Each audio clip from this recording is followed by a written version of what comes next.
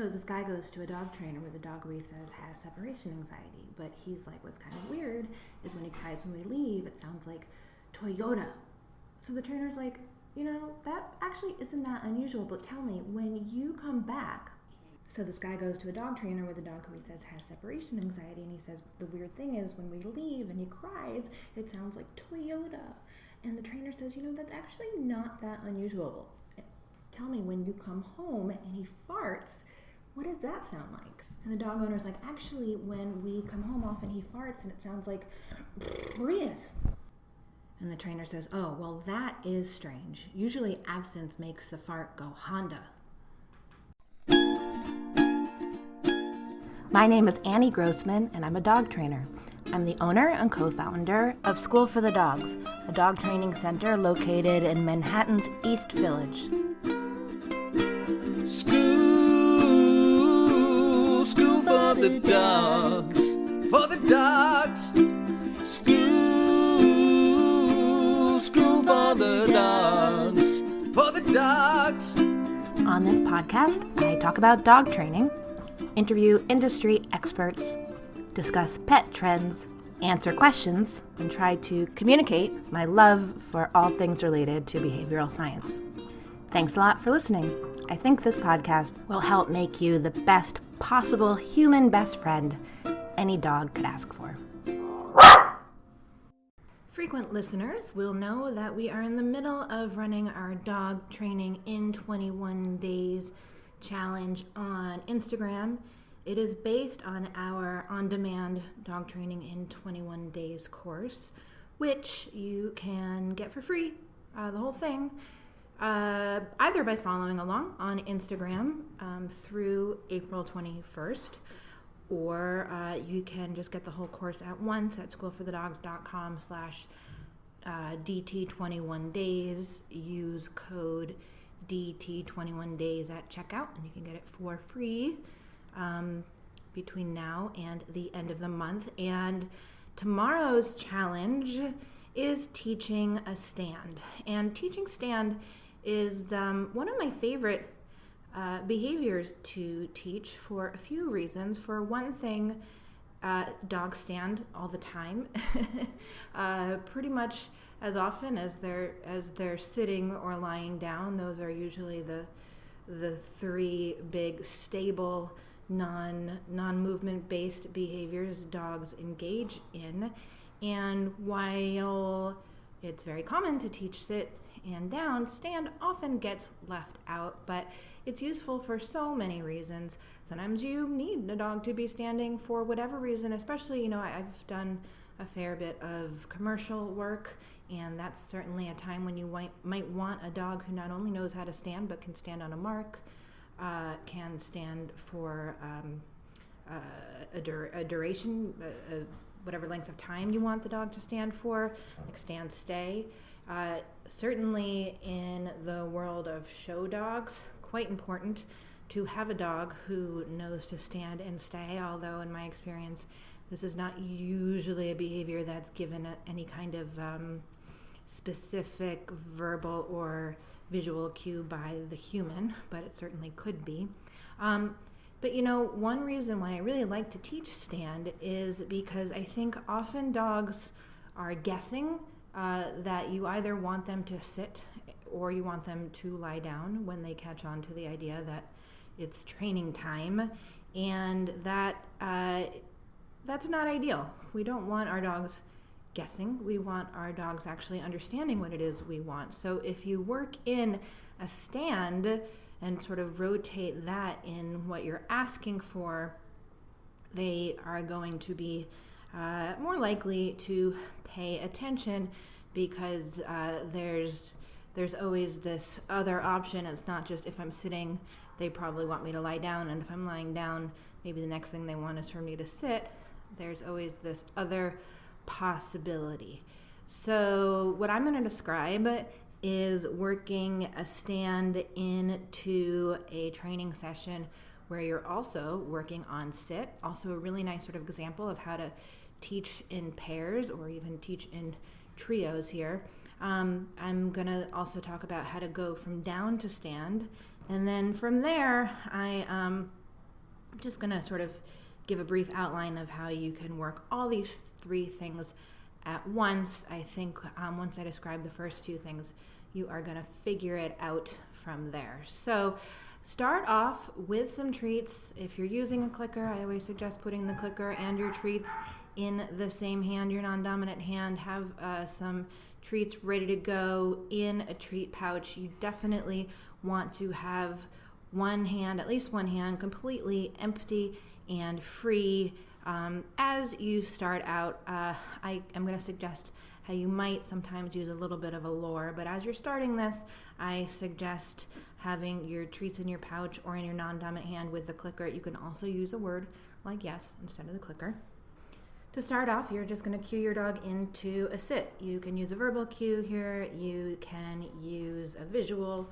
I'm probably ultimately going to suggest using a visual for practicing all three of these behaviors, but start out using whatever you want.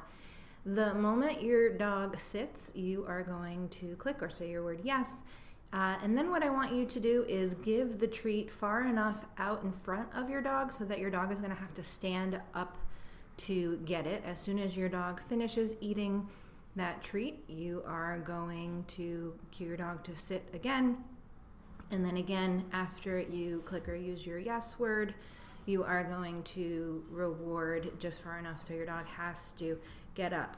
What I am doing here is just building this physical memory, this little repetition game of sitting, standing, sitting, standing. So the faster that you can do this, the better. I want you to get like a nice little rhythm down. Make sure you're in a non-distracting environment. Make sure you're not presenting those treats. The treats should not be visible until after you use your clicker or marker word. Now, there's no magic number of how many times you need to do this. You could try jumping to the next step, which I'm going to describe right away. You could just do this session for now and then try the next step tomorrow. Up to you. But if you feel like you have kind of a nice little rhythm going with this, the next thing I'm going to want you to do is wait for your dog to sit. You are going to click or say yes when your dog sits. Now you are actually going to give your dog a treat while your dog is in the sit. If you've been practicing them getting up, you want to make sure to get in quick to them in that sit before they get up because they've been conditioned to get up. The next thing you're going to do is ask for a stand. Now you can either just say stand and wait for them to do it. Like I said, if you build up a nice bit of repetition, they might do this. You could say stand and then drop the treat on the ground. Make sure you're clicking after they stand, but before they get in the treat. So you're going to want to drop it again far enough so that they're getting up to go get the treat, requiring them to stand. Or you can use like a hand touch. Put your hand out in front of their nose far enough that the dog is going to have to get up off their haunches to touch your hand, and then click and treat that. Sometimes I'll work in my ultimate visual cue as I'm doing this. I like to use for stand, because you can kind of build it in this way, I like to use a stand of my hand out to my side, kind of parallel to the ground, perpendicular to the rest of my body, kind of like you're making a left hand turn sign with your hand, although I usually use my right hand, but it's my right hand and arm, but it's basically that position. And by kind of having my hand out there in that position, in the touch position, this can become ultimately the cue for stand, this hand position. If you need to, you can stick a couple treats in between your fingers very subtly. I suggest only doing this a few times because you don't want to get stuck having to have treats in front of your dog's nose in order to get this behavior, but that can be one way to kind of jump start your dog. So again, you are waiting for your dog to sit. You're going to go in there quickly now and reward your dog in the sit position, and then you're going to give your stand cue, either verbal or the hand signal. Wait for your dog to stand, and then reward in the stand position. Does that make sense? You can then wait for your dog to sit, or you can cue the sit and reward in the sit position. So you're starting out by rewarding like in the opposite position of what you're actually asking for, and then you're going to end up rewarding in the position that you're asking for. As long as you're using your clicker or your marker word to pinpoint the moment that the behavior is happening, it is okay to give the treat while your dog is engaging in a new behavior, is in a different position. And sometimes it can actually be really useful when you're training to give the treat in such a way, in such a place that you are resetting the dog. Now, the way I'm describing this is teaching the dog sit and stand in tandem. It's kind of, teaching in pairs, which could be really fun. You could just work on the stand, and if you're going to do that, I would start by cueing your dog in a sit, reward in the sit the first time. Now ask for a stand, however it is you're doing it, either with a word or with your hand signal, or like I said, you could start out in the beginning by dropping the treat, so your dog just has to get up for it, although ultimately we're going to want to move away from that method. Wait for your dog to stand. When your dog stands, now you're going to click for the stand, you want to be quick. You really want to be watching those back legs so you get that moment that they're standing before they start walking away. But you could just start working on the stand rather than the sit and the stand by now rewarding your dog in the sit position. So click for the stand and then give the dog a treat in such a way that their butt is going to probably hit the ground in order to get it. This is probably means like you're going to give it a little bit above the dog's head. If you're working with a dog in a crate, you can certainly up the chances that you're going to get a sit because they don't have a lot of other positions to go into. But that's just another way to work this behavior. Now, of course, you can also do all the same things I just described, but with a down. So you would start out cueing the down and then rewarding your dog in front of them a little bit, so they have to get up from the down into a stand so that the dog can get the treat. Then cue the down again, click the down, reward in such a way that the dog has to get up to get the treat. You could work in sits in this way as well, still practicing the stand for the dog to get up to get the treat. If you feel like you can start to get tricky in that way, then you will move towards the step of clicking for the down, rewarding in the down position. Again, you're going to need to be quick here because you want to reward before your dog gets up, and then you're going to ask for a stand. Either you can start adding in the word and waiting for the stand if you think it's going to happen, or if you feel like you need to prompt it a little bit in the beginning, you can toss a treat on the ground or use that hand signal. If you need to put some treats in your fingers, you can. Wait for the dog to stand, click that stand, and then you can deliver the treat either in the stand or deliver it in such a way that you're helping them get back into a down or helping them into a sit. And of course, you can then start ping-ponging between these sit and stand behaviors and down and stand behaviors to the point where your dog is not going to know what's going to come next unless you offer the cue.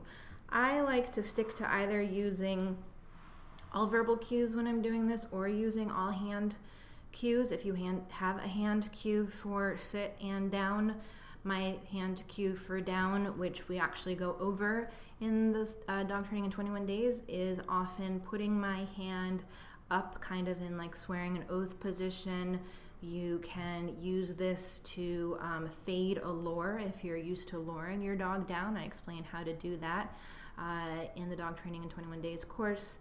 And for a sit, I usually like a snap, which is both a visual and an audio cue, which I also go over how to teach with sort of like a little bit of a faded lure in the course. And then, like I said, down, hand out to the side.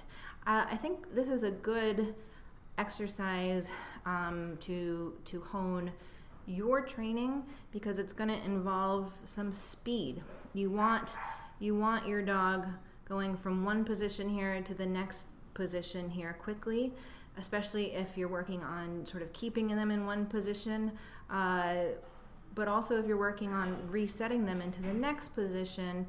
With so many things with training, reps mean a lot. The more reps you can get in a given 1, 2, 3 minute training session, the more your dog is learning, the faster your dog is learning. Remember, dogs are learning all the time, so in the 60 seconds that you might have set aside to practice one single behavior, and by the way, usually better to have shorter training sessions than longer ones, in that little slice of time, your dog is not just learning during the moments that you've clicked for the sit or clicked for the stand.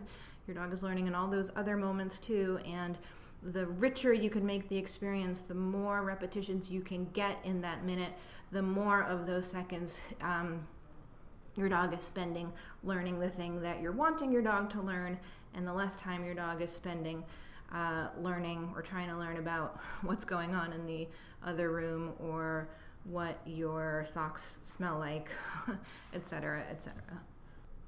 When I did chicken training a few years ago, which I spoke about on a podcast recently, it was a really, really incredible experience. 5 days of packed training of chickens with Parveen Farhoudi, who started her chicken training camp with Bob Bailey, who I've been talking about a lot lately. She referred to this as mass, which I'd never heard before, and I really liked that word. I liked the image that it gave me. It's like you want a behavior to build mass. The more repetitions you have of that behavior, the bigger the mass is, and the stronger that behavior is going to get. You know, what's interesting is I think this is something I've actually heard economists talk about too, how we humans, we're better at doing things that we do a lot than we are at doing things that we don't do that many times. An example I've heard from an economist once, I can't remember where, but I think it was like, you know, people tend to make better decisions buying groceries than they do when buying houses, because there's just a lot more mass, as Parveen would say, given to the behavior of buying groceries. It's something most of us do many times in a given year, whereas buying a house is something that you might only do a few times in your lifetime, if at all. And so while you would think people would be smarter about spending money in these big quantities on these big purchases because it's more money and it's more important, in reality we're actually smarter about spending smaller amounts of money because we have a lot more experience doing that. Anyway, I hope that you will join the challenge this weekend. If you do and you're on Instagram, make sure to tag us at School for the Dogs.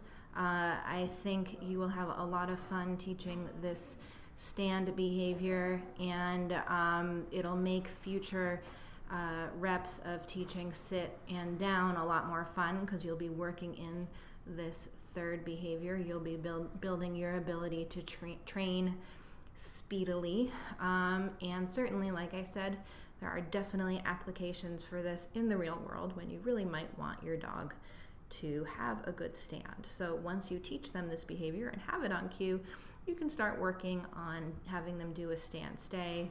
You can start working on having them stand on a mark. You can start working on making your cue subtle, or making it so that you can give the cue at a distance, etc., etc. But this is the very first step, and I wish you lots of luck.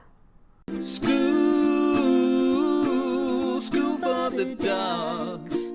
Thank you so much for listening, and special thanks to Bill and Lizzie of Toast Garden for the amazing theme song. You can find Toast Garden at youtube.com/toastgarden. If you enjoyed this episode, please make sure to subscribe to the podcast and leave a review on iTunes. You can also support us by shopping at storeforthedogs.com, and you can learn more about us at schoolforthedogs.com. You can also connect with other listeners by downloading our brand new app.